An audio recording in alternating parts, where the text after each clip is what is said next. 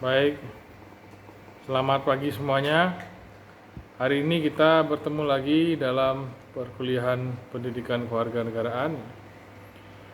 Dan sekali lagi, karena pandemi corona masih belum berakhir, maka marilah kita senantiasa selalu menjaga kesehatan supaya bisa terhindar dari penyebaran virus corona. Baik, untuk pertemuan kali ini kita masih melanjutkan pertemuan minggu lalu, yaitu terkait hak dan kewajiban warga negara.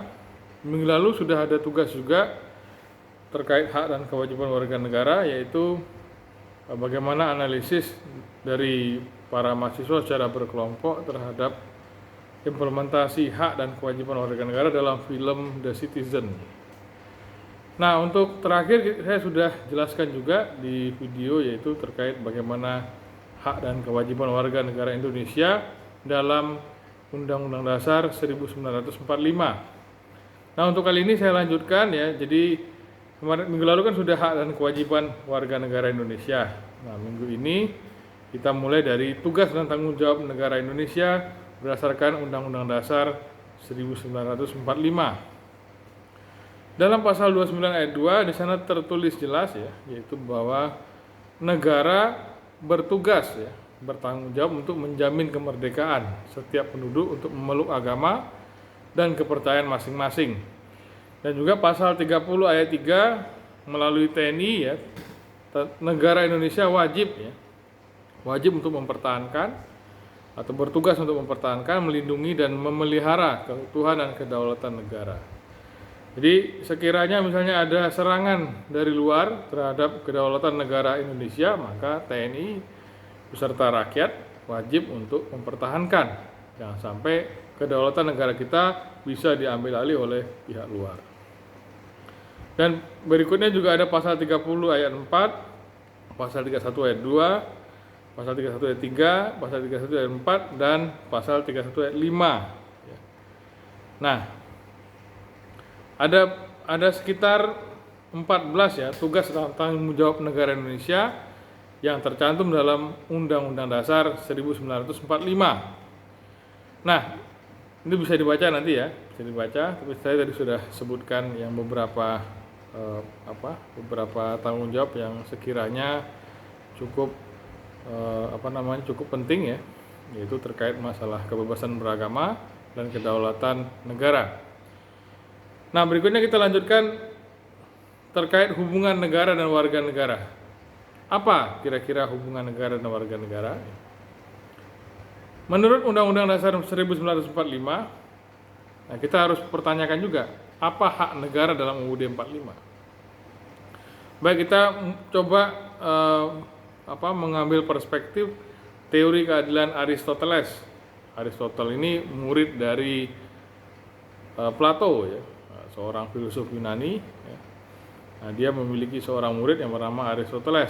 Nah, Aristoteles ini selain melakukan banyak penelitian ya di bidang filsafat, juga banyak menulis tentang teori-teori politik serta teori-teori ilmu pengetahuan alam. Nah, menurut Aristoteles berdasarkan prinsip keadilan legalis ya, warga negara harus taat kepada negara, karena seorang warga itu berada di bawah kekuasaan negara. Karena itulah hak dari negara, yaitu adalah ketaatan warga negara kepada negara. Misalnya kalau di Indonesia, yaitu ketaatan untuk membayar pajak, misalnya membayar listrik, membayar retribusi untuk mengurus SIM ya, atau perpanjangan SIM, pajak kendaraan bermotor dan lain-lain. Jadi di sini hak negara berdasarkan prinsip keadilan legalis dari Aristoteles, yaitu ketaatan warga terhadapnya. Itulah yang menjadi hak dari negara. Nah, untuk itu ada 3 perspektif terkait hubungan antara warga negara dan negara. Yang pertama, perspektif pluralis. Nah, dalam perspektif ini negara itu dianggap seperti gelanggang untuk berkompetisi, seperti lapangan bola gitu ya. Jadi negara itu seperti lapangan bola, dan kemudian negara itu hanya seperti halnya wasit saja. Jadi misalnya ada dua orang yang sedang bertanding ya, dua tim. Nah, kemudian nanti negara itu berfungsi sebagai wasit yang kemudian mengarahkan dua tim tersebut supaya tidak terjadi konflik yang bersifat fisik maupun bersifat terbuka sehingga membahayakan atau merusak negara. Nah, masyarakat menurut teori pluralis itu diciptakan oleh negara menurut teori pluralis itu diciptakan oleh masyarakat. Nah, jadi berdasarkan teori kontrak sosial ya, bahwa masyarakat karena berkonflik baik itu dari pandangan Hobbes maupun Locke ya, itu awalnya masyarakat konflik ya, rebutan sumber daya. Nah, kemudian untuk mengakhiri konflik maka dibuatlah kontrak sosial dan masing-masing anggota masyarakat mendelegasikan kekuasaannya kepada negara. Nah, tokohnya adalah Thomas Hobbes dan John Locke ya. Nah, secara normatif dalam teori pluralis negara harus tunduk pada masyarakat. Nah, lawannya kemudian adalah teori Marxis. Teori Marxis ini melihat negara bukanlah kontrak sosial. Negara adalah lembaga yang dipakai oleh kaum borjuis, ya, kaum kelas berkuasa, untuk memaksa supaya kontradiksi kelas ini, ya, kelas borjuis dan proletar ini bisa mereda sementara, ya, dipaksa mereda.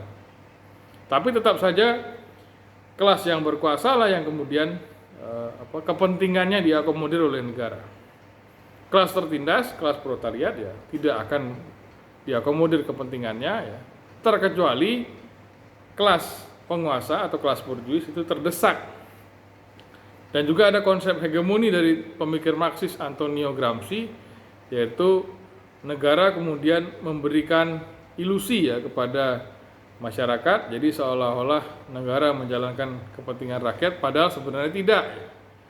Jadi padahal sebenarnya negara itu benar-benar mengontrol masyarakat tanpa dirasakan oleh masyarakat yang bersangkutan.